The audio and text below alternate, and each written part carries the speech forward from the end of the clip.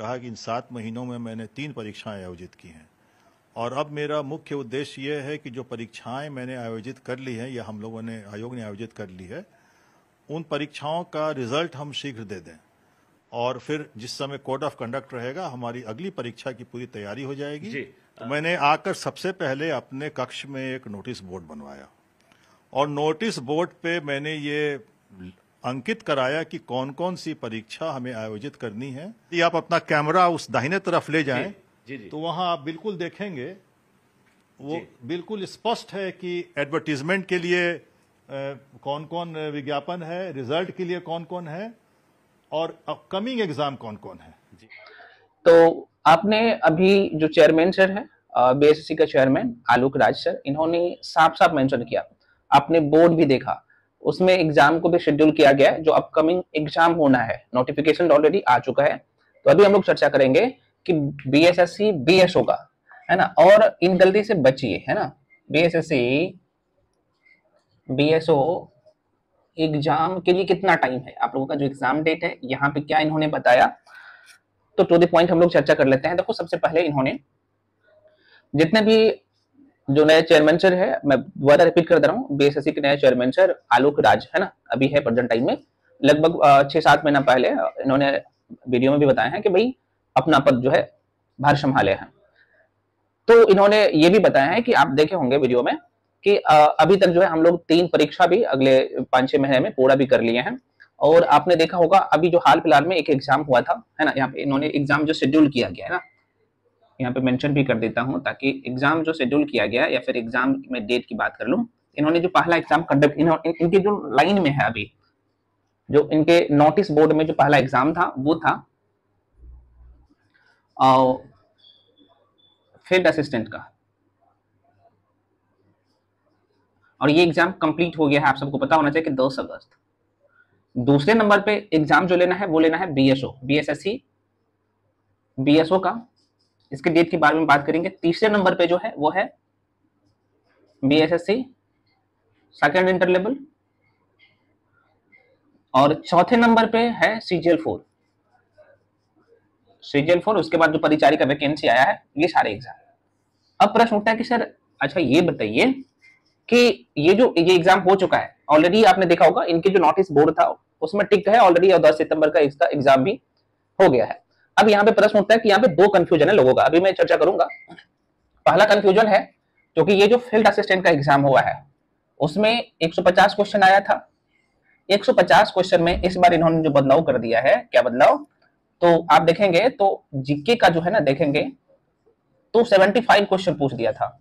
Science की मैं बात कर लूं तो 25 क्वेश्चन यहां से था, मैथ्स की बात कर लूं तो यहां से 25 क्वेश्चन था, और रीजनिंग का जहां से 50 क्वेश्चन आता था मात्र 25 क्वेश्चन है। ठीक है, तो यहाँ पे इन्होंने जो है सिलेबस में कहीं ना कहीं, सिलेबस नहीं कहूंगा, पैटर्न में कुछ ना कुछ बदलाव आपको देखने को मिलेगा जब नए चेयरमैन सर एग्जाम ले रहे हैं तो इनके देख रेख में। अब मैं देख रहा था कि कुछ लोगों का ये था सर कि इसका जो एग्जाम आपने जो बताए थे, जो सिलेबस है ना, पूर्व जो सिलेबस मैंने बताया था, तो मैं बताया था कि भाई 50 रीजनिंग रहेगा, 25 मैथ्स रहेगा, 25 का साइंस रहेगा, और 50 जो है आप लोगों का ये रहेगा जीके जीएस का।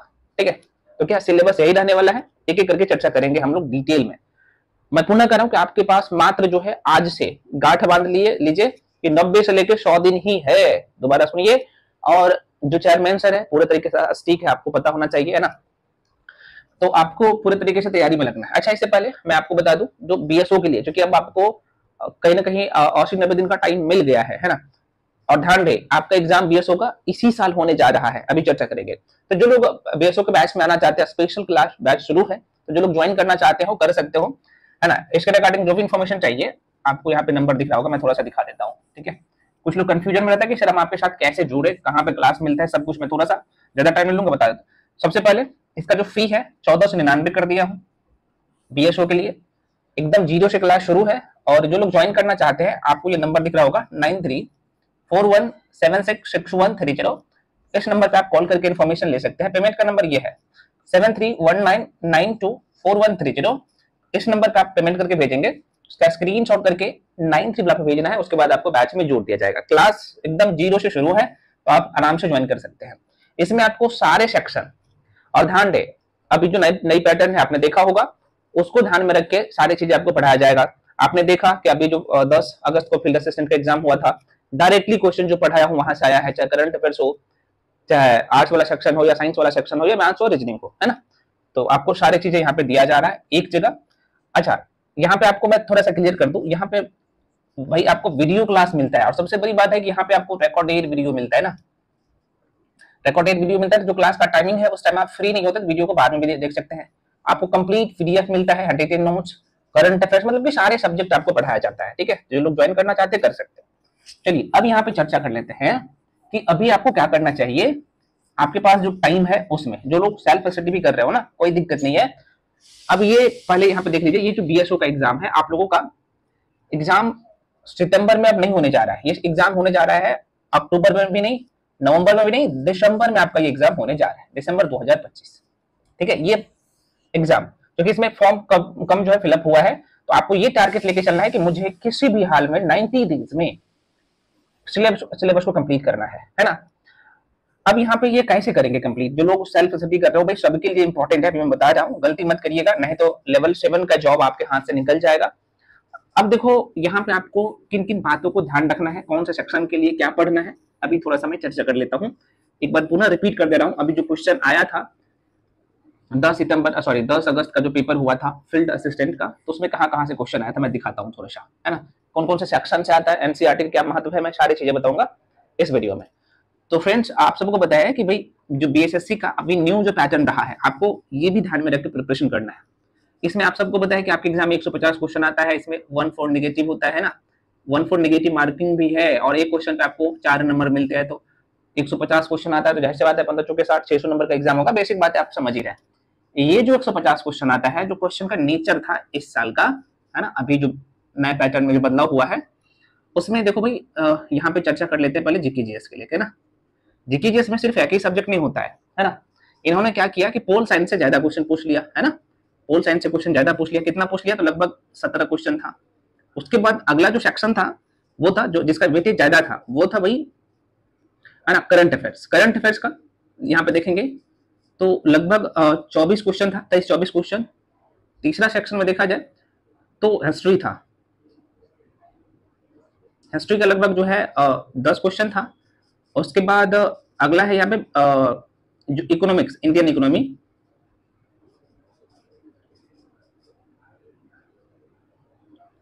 इंडियन इकोनॉमी की मैं बात कर लूं तो यहां से भी लगभग जो है 10 क्वेश्चन था, ठीक है। और उसके बाद आप देखेंगे तो ज्योग्राफी में देखा जाए तो ज्यादा क्वेश्चन नहीं था। ज्योग्राफी में इंडियन और वर्ल्ड ज्योग्राफी मिला के लगभग 6 क्वेश्चन था, 5 से 6 क्वेश्चन था। आप देख पा रहे हो कि भाई ये सेक्शन का कितना इंपॉर्टेंस बढ़ गया है ना। पोल साइंस आपका हो गया, current affairs, history, Indian economy, साथ में ज्योग्राफी और स्टैटिक जीके। छठे नंबर पे स्टैटिक जीके मेंशन कर लो, स्टैटिक जीके। और यहां से भी क्वेश्चन की दायरे में बात कर लो तो लगभग 9 से 10 क्वेश्चन था, 9 से 10 क्वेश्चन। अब ये प्रश्न आ कहां से रहा है, ठीक है। तो अब देखो, अच्छा साइंस वाला सेक्शन की भी चर्चा करेंगे जीके जीएस में। यहां से मैं पूर्ण करूं लगभग 75 क्वेश्चन था, और यहाँ पे साइंस की बात कर लूं,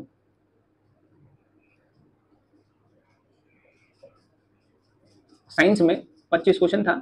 ये साइंस में 25 क्वेश्चन में से लगभग 12 क्वेश्चन डायरेक्टली कहां से, एनसीईआरटी से था। तो एनसीईआरटी का महत्व मैं पहले ही बोला हूं, एनसीईआरटी का महत्व बहुत है, तो आपको करना पड़ेगा।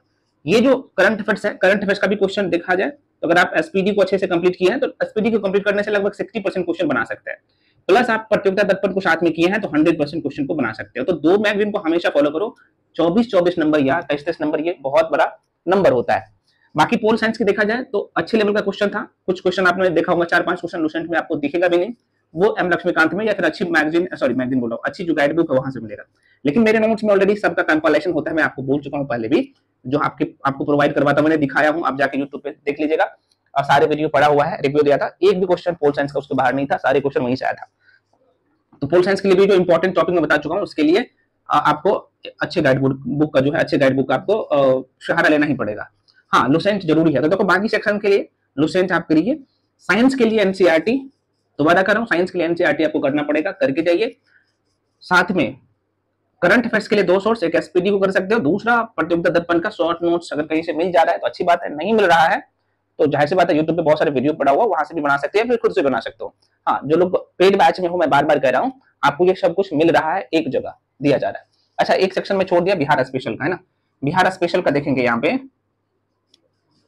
बिहार स्पेशल का लगभग 8 से 9 क्वेश्चन था भाई। ये डायरेक्टली मैं फ्री में बिहार स्पेशल यूट्यूब पे पढ़ा दिया, वहीं से क्वेश्चन था, तो लेकिन ये भी आपको तैयार करना है।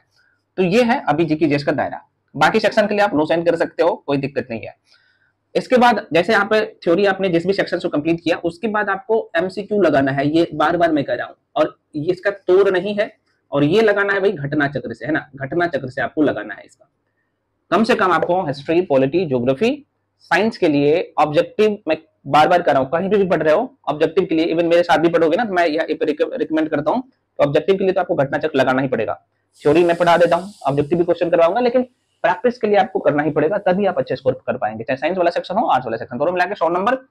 पिछला जो है देखेंगे ये डेटा, तो 50 नंबर यहाँ से आता है, 25 नंबर यहाँ से, 75 नंबर तो यार यहाँ से आ ही रहा है ना। मैथ रीजनिंग के लिए जरा सा देख लो भाई।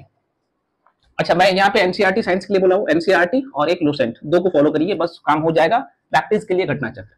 उसके बाद ये जो आपका सेक्शन है, फिर से मैथ्स प्लस रीजनिंग, भाई गलती मत करो, यहाँ पे मैं लिख ही देता हूँ।